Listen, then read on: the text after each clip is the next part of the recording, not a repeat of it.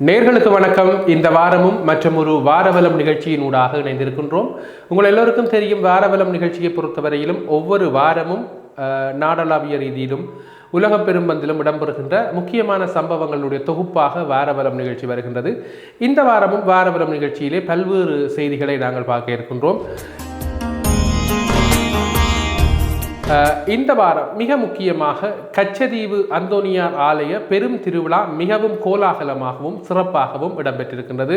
உங்கள் எல்லோருக்கும் தெரியும், வருடா வருடம் கச்சதீவு பெருவிழா என்பது தமிழக மக்களுக்கும் இலங்கை மக்களுக்கும் ஒரு மிக முக்கியமான உறவு பண்பையும் உறவு பாலத்தையும் மீட்கின்ற ஒரு இடமாக இந்த கச்சதீவு பெருவிழா நிகழ்வு மிகவும் சிறப்பாக இடம்பெறுகின்றது. அந்த வகையில் இம்முறையும் ஜாழ் மாவட்ட அரசாங்க பணிமனையினால் மாவட்ட செயலகத்தினால் பல்வேறுபட்ட அறிவுறுத்தல்கள் கடற்படையினராலும் வழங்கப்பட்ட நிலையில் இம்முறையும் பொதுமக்கள், ஊடகவியலாளர்கள், மத தலைவர்கள், அரசியல்வாதிகள் என்று சொல்லி எமது நாட்டிலிருந்து பல மக்கள் கச்சதீவுக்கு பயணமான செய்திகளை நாங்கள் பார்க்கக்கூடியதாக இருந்தது.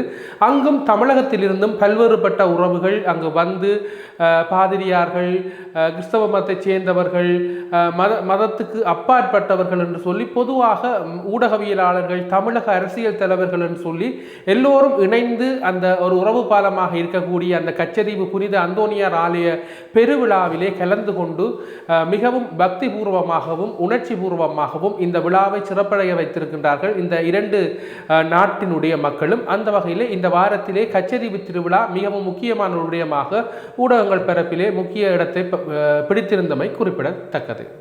அடுத்து நாங்கள் பார்த்தோம் என்று சொன்னால், இந்த பொலன்னறுவையிலே ஒரு வித்தியாசமான ஒரு சம்பவம் ஒன்று இடம்பெற்றிருக்கின்றது. அதாவது பொலன்னறுவை மெதிகிரிய பகுதியில் கடந்த 2 நாட்களுக்கு முன்னர் நடைபெற்ற இசை நிகழ்ச்சியின் போது பார்வையாளர்களால் மேடை மற்றும் அங்கு வைக்கப்பட்டிருந்த அலங்கார பொருட்கள் உட்பட்ட பல தடவாடங்கள் அடித்து நொறுக்கப்பட்ட காட்சிகள் சமூக வலைத்தளங்கள் வாயிலாக வைரலாகி இருக்கின்றது. குறிப்பாக இசை நிகழ்ச்சி ஏற்பாட்டாளர்கள் உறுதியளித்தபடி பாடகர்களை பங்கேற்கவில்லை என்பதுடன் இசை நிகழ்ச்சி முன்கூட்டியே நிறுத்தப்பட்டதற்கு எதிர்ப்பு தெரிவிக்கும் விதமாக அவர்கள் இவ்வாறு நடந்து கொண்டதாக அந்த செய்திகள் தெரிவிக்கப்பட்டது. காவல்துறையினர் அதை தடுக்க முடிந்து அனைத்தையும் செய்த போதிலும் அவர்கள் குறிப்பிடத்தக்க அளவில் கட்டுப்படுத்த முடியவில்லை. அந்த அளவுக்கு அந்த சம்பவம் கட்டுக்கடங்காத வகையிலே பல மக்களினால் இந்த காணொலியை பார்ப்பவர்களுக்கு விளங்கும் அடித்து நொறுக்கப்பட்ட அந்த காட்சிகள் வெளியாகி இருக்கின்றது. குறிப்பாக இந்த நிகழ்ச்சி சம்பந்தமாக பல்வேறுபட்ட விமர்சனங்கள், நிகழ்ச்சியிலே கலந்து கொள்ள வந்த பாடகர் கைது செய்யப்பட்டமை தொடர்பாக பல்வேறு விடயங்கள் வெளியாகி இருந்த போதிலும் இந்த நிகழ்ச்சியிலே பல தளபாடங்களும்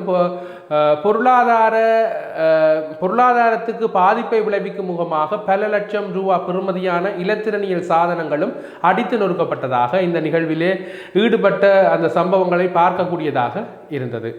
யாழ்ப்பாணம் சர்வதேச விமான நிலையத்திலிருந்து மற்றும் ஒரு தொடர் சேவையாக எதிர்வரும் 30ஆம் திகதி முதல் இண்டிகோ விமான சேவை யாழ்ப்பாணம் திருச்சிக்கான தனது புதிய பயண ஏற்பாட்டை தொடங்குவதாக உத்தியோகபூர்வமாக அறிவித்திருக்கின்றது. உண்மையிலேயே யாழ்ப்பாணம் சர்வதேச விமான நிலையத்திலிருந்து இதுவரை இந்தியாவிற்கு ஒரு சேவை நாளுக்கு நாள் இடம்பெற்று கொண்டிருக்கின்றது. அதாவது இங்கிருந்து ஒரு விமானம் செல்கிறது, அங்கிருந்து ஒரு விமானம் வருகின்றதான ஒரு தொடர்ச்சியான நீரோட்டத்திலே அந்த சேவைகள் இடம்பெற்றிருந்தாலும் கூட இப்பொழுது முதன்முறையாக யாழ்ப்பாணத்திலிருந்தே நேரடியாக திருச்சி மண்ணுக்கு சென்று அங்குள்ள இடங்களை பார்ப்பதற்குரிய ஒரு வாய்ப்பை திருச்சிக்கும் யாழ்ப்பாணத்துக்குமான அந்த விமான பயண ஒழுங்கமைப்பு குழுவினர் ஏற்பாடு செய்திருப்பதான செய்தி வெளியாகி இருக்கின்றது. இதனைத் தொடர்ந்து விமான பயணச்சீட்டுகளை விற்கின்ற விற்பனை முகவர்கள் விமான சீட்டுகள் இப்படித்தான் இருக்கின்றது, விமான சீட்டுகளை எங்களிடம் பெற்றுக்கொள்ளலாம் என்பதான அறிவித்தல்கள் இந்த வாரத்திலே பல வியாபார நிறுவனங்களின் முகநூல் வழியாக தரிசிக்க முடிந்தது. எது எப்படியோ 30ஆம் திகதி முதல் யாழ்ப்பாணத்திலிருந்து நேரடியாக திருச்சிக்கு செல்லக்கூடிய வாய்ப்பு இருக்கின்றது.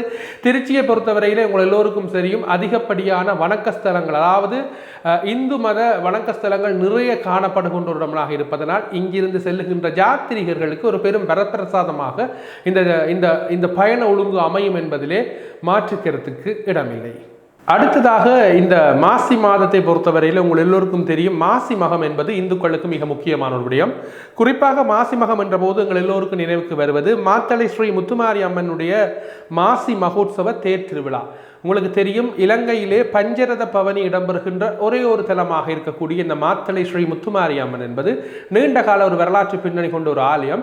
இந்த ஆலயத்தினுடைய மாசிமக தேரோற்சவ நிகழ்வு பஞ்சரத பவனியாக மிகவும் பிரமாதமாகவும் சிறப்பாகவும் வருடா வருடம் இடம்பெறுகின்ற ஒரு விடயமாகும். அந்த வகையிலே இந்த வருடமும் இந்த வாரத்திலே மிகச் சிறப்பாக இந்த பவனி இடம்பெற்று பல லட்சக்கணக்கான மக்கள் கலந்து கொண்ட ஒரு நிகழ்வாக இந்த மாத்தளை ஸ்ரீ முத்துமாரியம்மனுக்குரிய மாசிமக தேர் திருவிழா மிகச் சிறப்பாக இடம்பெற்றதையும் இம்முறை காணக்கூடியதாக இருந்தது. வடக்கின் பெரும்போர் என்று வர்ணிக்கப்படுகின்ற யாழ்ப்பாணம் பரியோவன் கல்லூரிக்கும் யாழ்ப்பாணம் மத்திய கல்லூரிக்கும் வருடா வருடம் இடம்பெற்று வருகின்ற மாபெரும் கிரிக்கெட் சுற்றுப்போட்டியினுடைய, அதாவது சுற்றுப்போட்டி என்பதை சுற்றுப்போட்டி என்பதை விட ஒரு சிநேகபூர்வ ஆட்டம் என்பது மிகவும் ஒரு பிரசித்தி பெற்றது. நான் நினைக்கிறேன் 100 ஆண்டு பாரம்பரியம் தாண்டி ஒரு வரலாற்று பின்னணியை கொண்ட இந்த தொடர் இந்த வருடமும் இந்த கடந்த வாரத்திலே மிகச் சிறப்பாக இடம்பெற்றிருந்தது. உங்களுக்கு எல்லோருக்கும் தெரியும், ஒவ்வொரு ஆண்டுகளும் சுவாரஸ்யமாக பல லட்சம் பழைய மாணவர்கள், பார்வையாளர்கள், ரசிகர்கள், பாடசாலை மாணவர்கள் என்பதையும் தாண்டி எல்லோராலும் எதிர்பார்க்கப்படுகின்ற ஒரு போட்டியாக இந்த 2 கல்லூரிகளுக்கு இடையிலான கல்லூரிக்கு போட்டி இடம்பெறுவதுண்டு. அந்த வகையில் இம்முறையும் இடம்பெற்ற போட்டி 3 நாட்கள் மிகவும் சிறப்பாக இடம்பெற்று பல்வேறு சாதனைகள், பல்வேறு சுவாரஸ்யமான சம்பவங்கள் எல்லாம் இடம்பெற்றிருந்தது. இம்முறை இந்த போட்டியிலே யாழ்ப்பாணம் சென்ட் ஜோன்ஸ் கல்லூரி, அதாவது பரியோவன் கல்லூரி வெற்றி பெற்று கிண்ணத்தை சுவீகரித்துக் கொண்டமை ரசிகர்கள் மத்தியில் பெரும் ஆரவாரத்தையும் பெரும் மகிழ்ச்சியையும் ஏற்படுத்தி இருந்தது. இன்னும் ஒரு சம்பவம் இந்த வாரத்திலே மிக கோரமான ஒரு சம்பவமாக இடம்பெற்று பல மக்களிடையே ஒரு அதிர்ச்சியையும் ஆக்ரோஷத்தையும் ஏற்படுத்தி இருக்கின்றது. நான் சொல்லுகின்ற போதே உங்களுக்கு விளங்கி இருக்கும். திருகோணமலை மூதூரில் தனது பாட்டிமாரை கொலை செய்த சிறுமியினுடைய அந்த மிக கோரமான செயல் உங்கள் எல்லோருக்கும் தெரியும். திருகோணமலை மூதூரிலே தனது பாட்டிமாரை கொலை செய்த சிறுமியினுடைய வாக்கு மூலம் தன்னை பாசங்காட்டாதலாலேயே கொலை செய்தேன் என்கின்ற மாதிரியான அந்த வாக்குமூலத்திலிருந்து இந்த பேத்தியாரை கொலை செய்த அந்த பேத்தியார் என்று சொல்லக்கூடிய அந்த பிள்ளை, அதாவது மூதூர் தாகா நகர் பகுதியில் உள்ள வீடு ஒன்றிலிருந்து கடந்த வாரத்திலே இந்த வாரத்திலே அதிகாலையை சகோதரிகளான பெண்கள் 2 வெட்டுக்காயங்களுடன் சடலமாக மீட்டப்பட்டிருந்தனர். சம்பவ இடத்திற்கு மூதூர் நீதிமன்ற நீதிபதி திருமதி தஸ்னீம் பவுசான், சட்ட வைத்திய அதிகாரி, போலீஸ் உத்தியோகத்தர் உள்ளிட்டோர் விஜயம் மேற்கொண்டு விசாரணை மேற்கொண்டிருந்தனர். குறித்த சம்பவத்திலே ஸ்ரீதரன் ராஜேஸ்வரி, சக்திவேல் ராஜகுமாரி ஆகிய 2 பெண்கள் உயிரிழந்ததாக அடையாளம் காணப்பட்டனர். மூதூர் தாகா நகர் பகுதியைச் சேர்ந்த குடும்ப நல மருத்துவ மாதாக கடமையாற்றி வரும் ஸ்ரீதரன் தர்ஷினி என்பவருடைய வீட்டிலேயே இச்சம்பவம் இடம்பெற்றுள்ளது. சம்பவம் இடம்பெற்ற தினமான அன்றைய தினம் அதிகாலை ஸ்ரீதரன் தர்ஷினி மூதூர் வைத்தியசாலையில் வியாழக்கிழமை இரவு கடமைக்காக சென்றிருந்த நிலையில் குறித்த வீட்டில் 15 வயதான அவரது மகள் தாயாரான ஸ்ரீதரன் ராஜேஸ்வரி மற்றும் பெரியம்மாவான சக்திவேல் ராஜகுமாரி ஆகியோர் மாத்திரம் வீட்டில் இருந்திருக்கின்றனர். இந்த நிலையிலே அதிகாலை வேளையிலே குறித்த கொலை இடம்பெற்றுள்ளதாகவும் குறித்த படுகொலை சம்பவத்தின் போது கூறிய ஆயுதங்களை கொண்டு தாக்கியதில் இருவருடைய கழுத்து பகுதிகளிலும் வெட்டுக்காயங்கள் ஏற்பட்டு இருவரும் உயிரிழந்த நிலையில் 15 வயதான மகள் சிறு காயங்களுடன் மூதூர் தள வைத்தியசாலையில் அனுமதிக்கப்பட்டு சிகிச்சை பெற்று வந்தார். இதன்போது குறித்த கொலை சம்பவம் தொடர்பில் குறித்த சிறுமியிடம் போலீசார் மேற்கொண்ட நீண்ட நேர விசாரணையின் பின்னர் குறித்த சிறுமி தானே குறித்த கொலையை செய்ததாக ஒப்புக்கொண்டுள்ளார். அம்மம்மா தனக்கு ஒரே பேசுவதாகவும் தன்னில் பாசம் இல்லை எனவும் மன அழுத்தம் காரணமாக இருவரையும் கொலை செய்ததாகவும் போலீசாரிடம் ஒப்புக்கொண்டுள்ளார். இதன் பின்னர் குறித்த சிறுமி போலீசாரினால் கைது செய்யப்பட்டு மூதூர் நீதிமன்றில் முன்னிலைப்படுத்தப்பட்ட பின்னர் திருகோணமலைக்கு அழைத்துச் செல்லப்பட்டுள்ளார். உயிரிழந்தவர்களின் சடலம் பிரேத பரிசோதனைக்காக திருகோணமலை மாவட்ட பொது வைத்தியசாலைக்கு கொண்டு செல்லப்பட்டுள்ளதுடன் மேலதிக விசாரணைகளை மூதூர் போலீசார் மேற்கொண்டு வருகின்றனர். இப்படியான இந்த ஒரு கோர சம்பவம் இந்த வாரத்திலே திருகோணமலையை மட்டுமல்ல இந்த நாட்டையே அச்சுறுத்தலுக்கு உள்ளாகியதாக இடம்பெற்றிருந்தது. அடுத்து திரை ரசிகர்களுக்கு ஒரு தீனி போடும் முகமாக ஒரு சம்பவம் இந்த வாரத்திலே தலைநகரில் இடம்பெற்றிருக்கின்றது. அதுதான் தென்னிந்திய திரைப்படமான பராசக்தி திரைப்படத்தின் உடைய திரைப்பட படப்பிடிப்பு காட்சிகள் இலங்கையில், அதுவும் கொழும்பு, தெமட்டகுட போன்ற இடங்களிலே இடம்பெற்றிருக்கின்றது. உங்கள் எல்லோருக்கும் தெரியும், பராசக்தி திரைப்படம் பல தசாப்தங்களுக்கு முன்னால் நடிகர் திலகம் சிவாஜி கணேசன் நடித்து வெளியான திரைப்படம். இப்பொழுது பராசக்தி என்ற தலைப்பிலே மீண்டும் சிவகார்த்திகேயன், அதர்வா, ஜெயம் ரவி ஆகியோர் நடித்து வரும் இந்த திரைப்படத்தினுடைய மிக முக்கியமான காட்சிகள் கொழும்பில் இடம்பெற்று வருகின்றது. இதன்போது கொழும்பிலே ரயில் நிலைய பிரதேசத்திலே மதுரை பிரதேசமாக அந்த ரயில் நிலையம் மாற்றப்பட்டு அந்த காலத்துக்கு ஏற்ற வகையிலே மிகவும் சுவாரஸ்யமாக இந்த